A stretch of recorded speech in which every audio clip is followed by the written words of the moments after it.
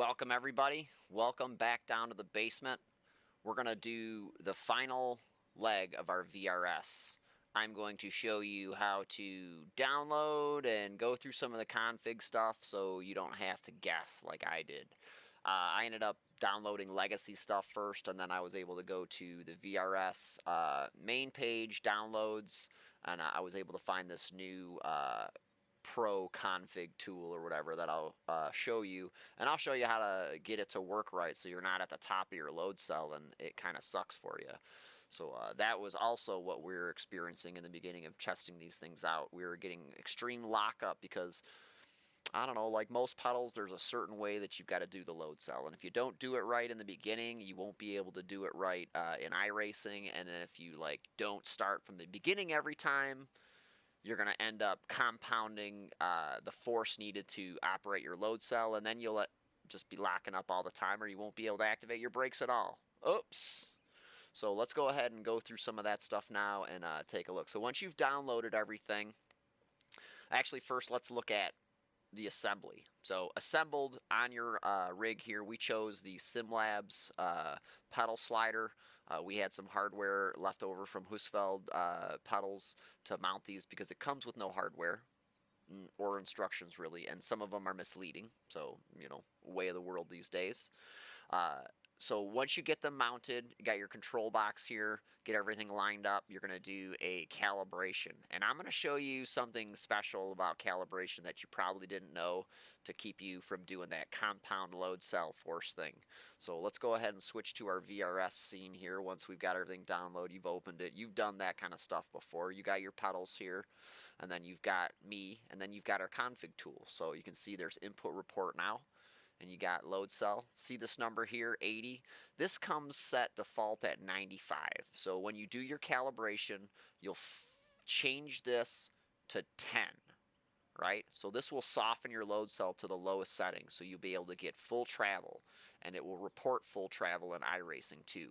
And you'll see why you do this, because if you don't, you know what I mean, if it's just at 90, you'll have to press this pedal so hard you'll knock it off your rig. That's probably a thing that you could probably do if you really tried. So I know I've been told that that's a falsehood, but I'm here to tell you it's not a falsehood. This is why you do it this way. So lower this to 1, save to device, then go to calibrate. So you'll calibrate all your devices and you'll get it to look really good like this. Once it's done, go into Iracing. Don't change it to 80 till after you've done your Iracing calibration, okay? So you've set this to 10, and then you've got it really soft, right? You do your calibration, it stays really soft. Then you go to Iracing, correct? So we'll go to Iracing, and we'll show you that and how that works. So under Iracing, you would go to Options, right? So Options here. You'd go to Pedals, and you'd calibrate. You'd calibrate your gas. You'd calibrate your brake. Don't worry about it being light. You'll do it the way you need to do it.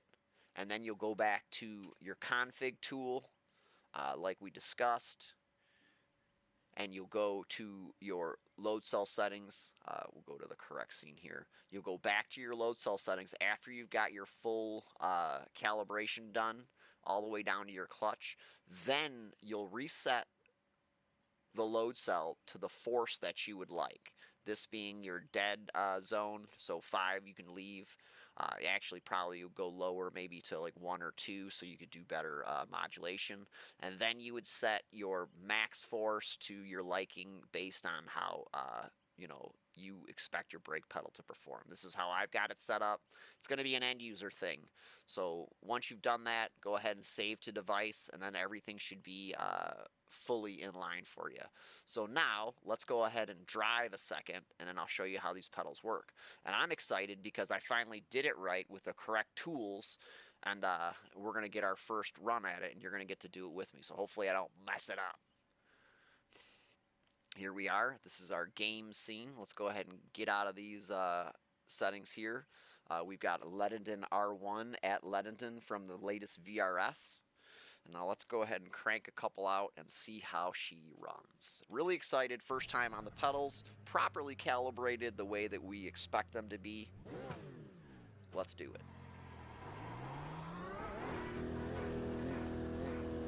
Once again, thanks to the Wolf Girl, for letting us borrow her setup here to get this test going on here.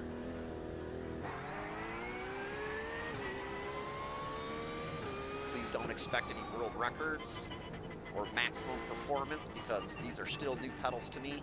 They only showed up the other day. 700 bucks to your door, 2 pedals, no hardware. Oh wow, they feel really good now. Even on this old computer that's not very good. Little lockup on cold tires, no big deal. You can adjust that in your load cell settings in the config tool. 80 is just what I felt was comfortable.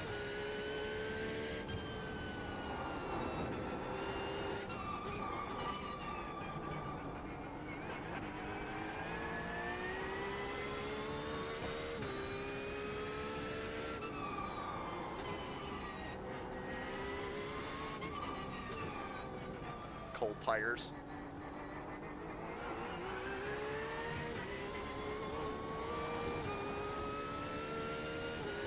Looking good. I mean, they feel really awesome actually, compared to the Husqvarna Ultimate Pluses that I have.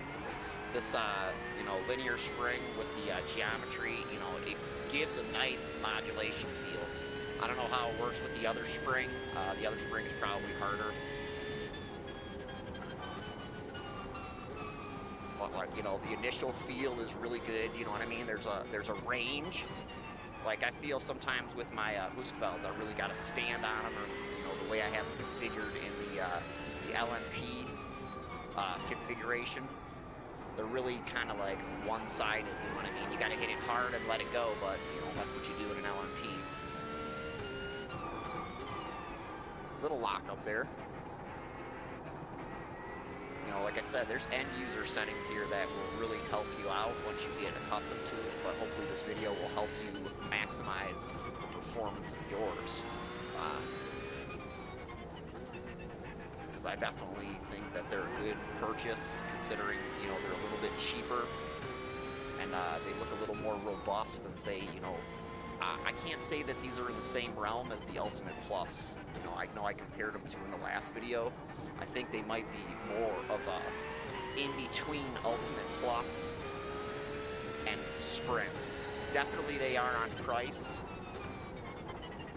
I think they overperform on the price actually. Because like, I mean, I definitely, you know, considering this is 700 and then the Ultimates are 900-ish for a 2-pedal configuration.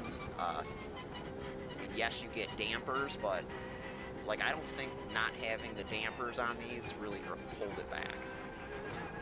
You know, they still feel really good, you know, underneath my feet. I definitely, you know, recommend them for a couple of my friends that are using VRS wheels, because the config tool is really clean and it looks like it's easy to use. I mean, definitely it requires some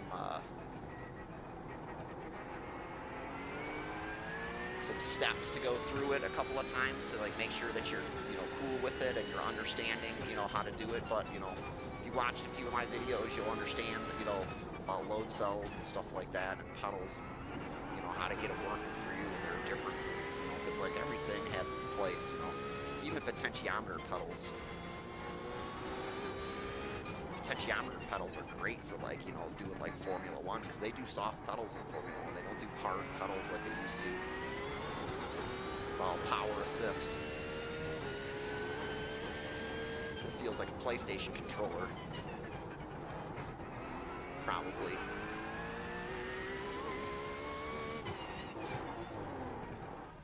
Whoa, wow, yeah, these are good. I like them. I like them. You know, what more can I say? I like them. I like them.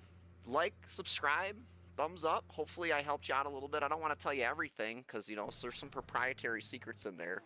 But, you know, right off the bat, I've only had these things a day and, you know, feel comfortable in operating them, feel comfortable now in, you know, helping people operate them, and just, you know, grateful to have the opportunity.